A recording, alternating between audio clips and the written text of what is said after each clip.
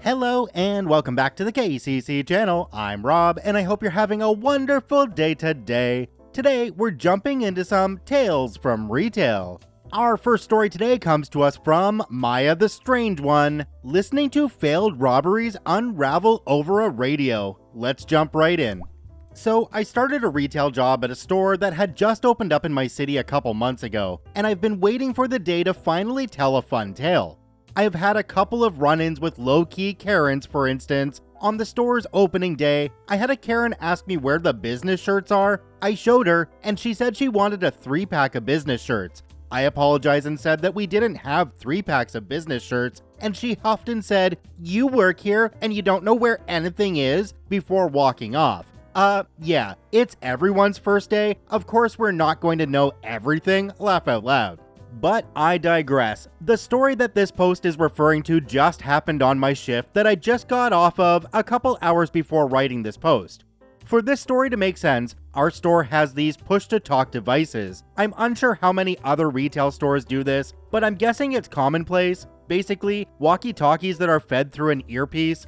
The first encounter of the day happened about 45 minutes into my shift. I hear over the radio from a coworker, "Hi, a customer just came up to me saying that they saw someone shoplifting and that they're still in the store." This obviously got my attention, since working the checkouts, there isn't a lot of insane action that goes on, other than the odd peak time here and there. I then hear the manager ask for the description of the culprits and what they were stealing. A bald man with a hat and a green jacket with a partner was stealing kitchen knives by replacing the new ones in boxes on the shelves with crap ones. My interest is piqued even more when they said that they had spotted the culprits, and I then hear over the radio, "Okay, I'll call security, make sure you check their bags before they leave." While this is happening, I'm fixing up a click and collect order for another customer, and when I come back out to the registers and hand the customer their items, there's 2 security guards and all the managers double checking everything they were buying. They ended up being let go, so my guess is that they realized they were caught trying to steal and decided to bail on that idea and just buy the items instead. And I thought that was the end of the excitement for the night.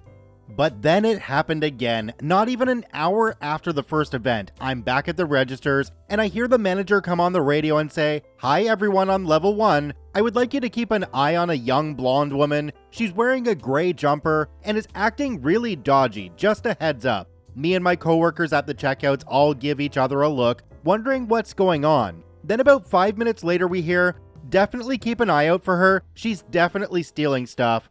At this point, I'm kinda chuckling, cause again, this is quite a lot of excitement for someone who stands behind a register for a good majority of the shift. We then hear, "She's heading to the elevators. Can someone on the ground floor by the back exit just stand by the elevator near men's? We just want to have a good idea of where she is." And as this is being said, I see a manager running towards the set of escalators in the store. And the radio chatter continues. "She's heading towards the beauty section. Can we get someone over there? Can someone call security? Security went home because they were sick." Of course they did. "Make sure she doesn't get near the exits. She just got on the elevator."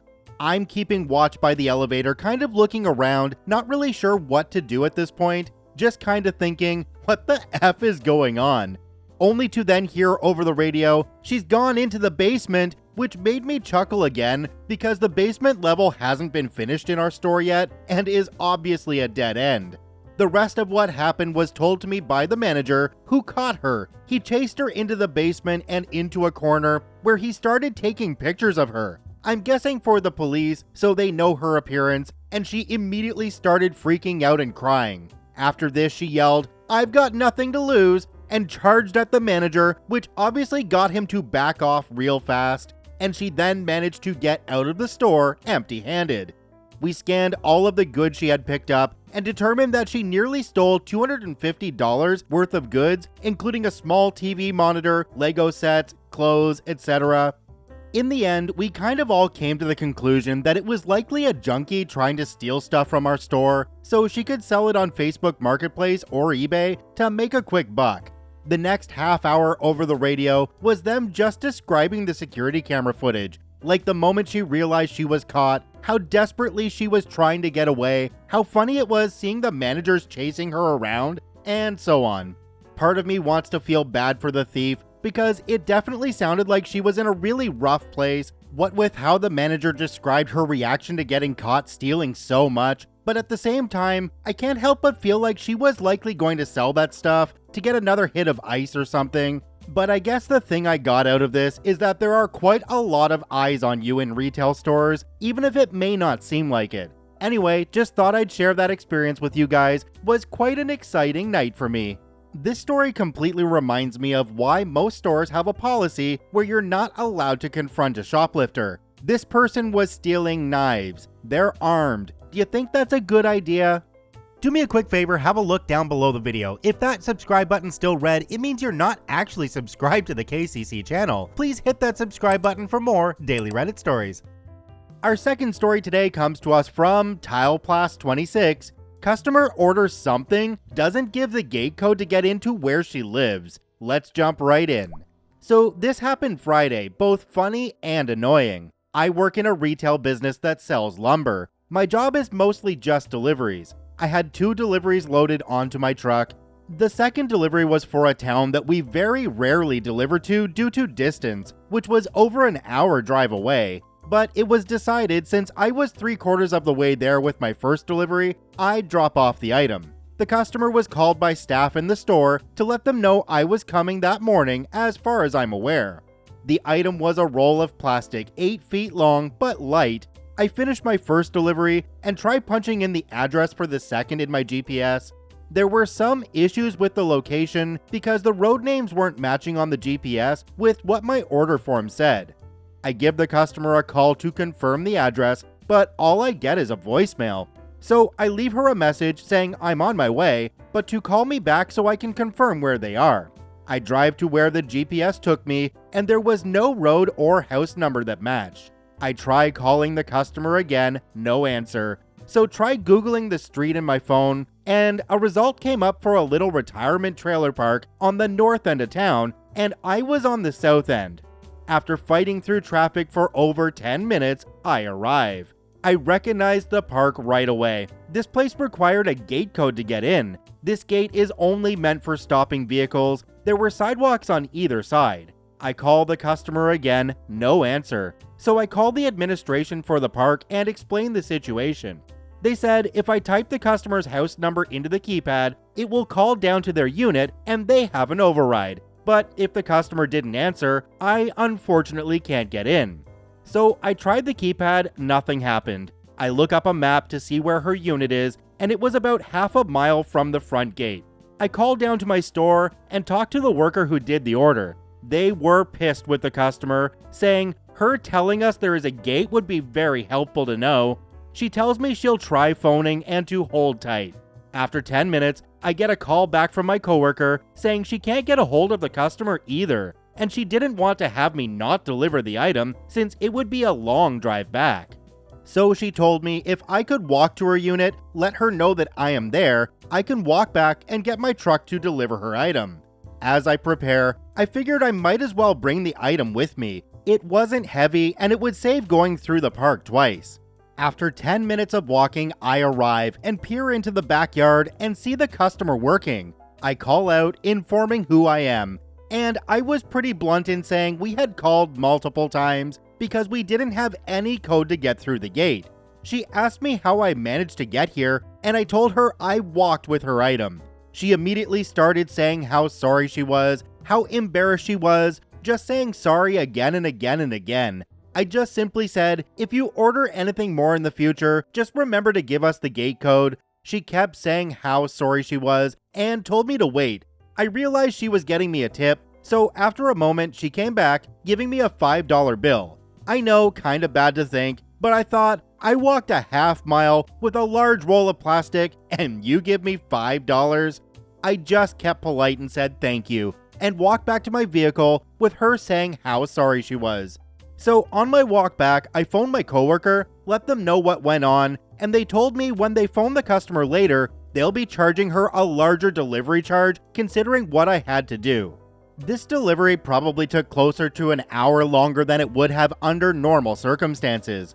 So that was my fun. I had to drive back and have a short lunch because I had at least 8 more deliveries to try and complete before the end of the day. This customer was being so apologetic for the mistake and they gave you a tip regardless of the size of it. I don't think that's such a bad situation. You got out of the truck for a little bit too, got to do some walking. I know it pushed your day back a little bit, but you made this person incredibly happy by delivering their item straight to them, and they didn't have to wait any extra days because you went that extra step. Good for you. Our next story today comes to us from I'm not reading that. I am apparently a crook and a liar. Let's jump right in. This happened a few months ago now, but it will probably be one of the more memorable interactions for years to come. I work in a decently sized liquor store, and the other day a woman came in. I saw her and asked if she needed any help, and she said that one of my coworkers had actually just helped her. I said great, and to let me know if she needed any help or had any questions. Same woman was hanging around my area, so after another 5 minutes, I asked her if she was still doing alright, and she said she was doing fine. A couple more minutes pass, and she is leaving my area, and I just triple checked and asked if she found what she was looking for. The woman said yep and went on her ways towards the front. Here is where the story takes a turn. A different coworker paged back to me and was asking about the price of a bottle that the woman had picked up. I told my coworker the price, $30.99, and they informed me she thinks she saw the price for $24.99. I told my coworker to let me look around and I'd be up in a second. I went and checked the shelf tag, it was the correct price. I went to check the display tag, it was the correct price. Last place to check was a large display table, and I found the bottle Karen picked up next to another bottle that had a tag for $24.99. I picked up both bottles as I found them and walked them up front. I politely explained that the bottles were sitting right next to each other, and that while the tag for her bottle was missing, the other bottle was labeled correctly, and that we would not be selling her the bottle she wanted for $24.99. As I am explaining this to her, she starts muttering under her breath that she knew she should have taken a picture of the bottles or that she should have brought the bottle up with the tag. I told her I'm sorry. If the bottles would have been labeled incorrectly, we would have matched the price, but that was not the case. She then states that she doesn't want the bottle, and I say that is fair, so I take the bottle and put it back on the table. This woman then proceeds to hang around the store after her purchase, and eventually talks to a manager about how I must have switched the tags around so we would not give her the price she saw. My manager then asked her if she knew what bottle it was, or what I looked like, or what the price was supposed to be. Conveniently, she didn't know the answers to any of those. However, in her 1-star Google review, she at least knew what I was wearing, and that it must be nice to watch the Olympics all day, and that she cannot believe I still have a job with the terrible customer service I gave her. So I've been a manager in a few stores in the 3 billion jobs I've had in the past, and in this case, I probably would have just given her the bottle for the price of the tag next to it. I mean, they even said that the one she picked up was missing its tag, and then the tag right next to it was for $24.99. In the interest of customer service, I would have taken the hit for the $5 and just said, here, I'll ring this up for $24.99. Sorry for the confusion. Our last story today comes to us from Lost in Life 130. The vodka must glow because Chernobyl. Let's jump right in. So a tiny bit of context first, I have been working for a major wine and liquor store for about a year and a half, and primarily deal with wine, but do work with other liquors too. This actually only happened about 2 hours ago, so I'm still trying to process this interaction. I did not take part in the actual interaction, but was witness about 3 feet away for the event. So I came around the corner from our receiving room to find one of my assistant managers helping a couple of customers. They apparently are looking for vodka, and my manager recommends one of our best vodkas that isn't particularly well known and mentions that she's had it before and that it's very smooth. The customer then asked where it came from, and my manager tells them it's from Ukraine. Now, this triggers a really strange physical response, as if they were recoiling in fear. They then say that they won't get anything from Ukraine. Now, this is certainly a bit strange, but customers do and believe weird things sometimes. My manager just sort of shrugs it off at first and just tells them that it's really smooth and that she thinks they'd enjoy it. This triggers one of the couple to suddenly launch into a passionate 3 or 4 minute rant about Chernobyl. He goes on to say that he knows all about the Chernobyl disaster, which mind you happened in 1986, and that it's still burning and spewing radiation, that the cloud covered everything.